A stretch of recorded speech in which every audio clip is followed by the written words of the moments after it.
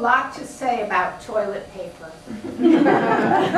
What you Californians call TP. I'm from New York. So what that I've been living here 39 years? We call it toilet paper. But whatever you want to call it, if you follow this new career of mine, this career based on the notion that you might actually care about what goes on inside and just outside my mind, you're bound to hear me talk more than once about the wonders of toilet paper.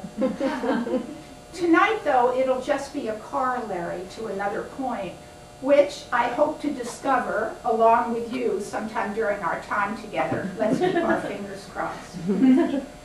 One day last week, I'm driving along Main Street in Santa Monica, about to stop in at the Novel Cafe for a cup of organic coffee and to do some writing. When there's no parking space outside, I pull into the Edgemar lot, where Pete's Coffee validates. And that's when my ethical dilemma begins.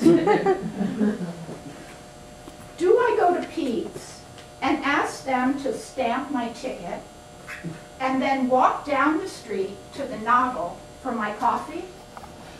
Or do I take advantage of this chance I've been given to be not only a flexible human being, able to change coffee shops on a dime, but an honest one too, and give Pete's my business?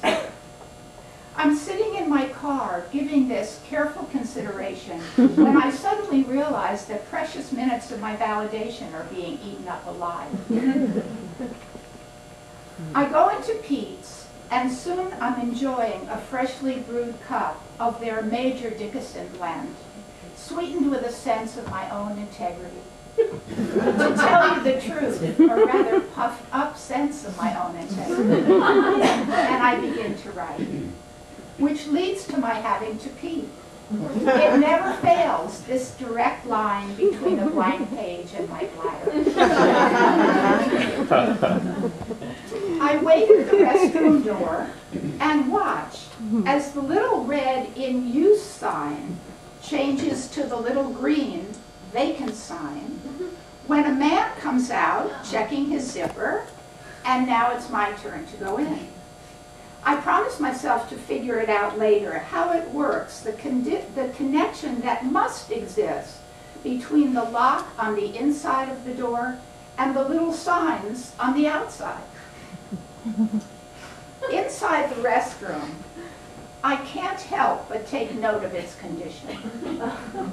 The scrunched up sheet of paper towel hovering around the opening on top of the tall wastebasket. All it would take from me is a little push, which I give it, and it's down the hatch. I see varying lengths of toilet paper here and there on the restroom floor, and it would be remiss of me here not to assure you the toilet paper I'm talking about is unused. Now that I've let you see into a little corner of my toilet mind, I'll have to tell you about one of the spiritual journeys I've been on during this strange and wonderful life.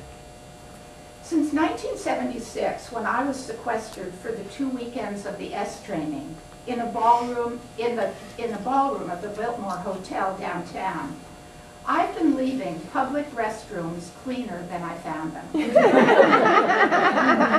knew that would be like?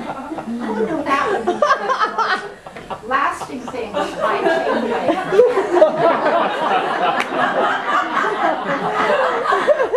It's amazing how sitting in a hotel ballroom for hours on end could become a doorway into so much satisfaction and wonder. Restrooms clean, it kind of boggles the mind. There have been other seemingly ordinary events that have led to surprising outcomes. When I was 5, as my mother and I walked on an icy path in Binney Park, I discovered that there was fear living in my mother's hand. I felt it creep into my own little hand, up my arm, into my shoulder blade, and straight over to my heart. And it made me feel alive. When I was alone out in the woods in back of our house in Connecticut, I discovered how happy those woods could make me, the crackle and smell of dead leaves underfoot. Years later, I would discover that the woods was just a tiny backyard.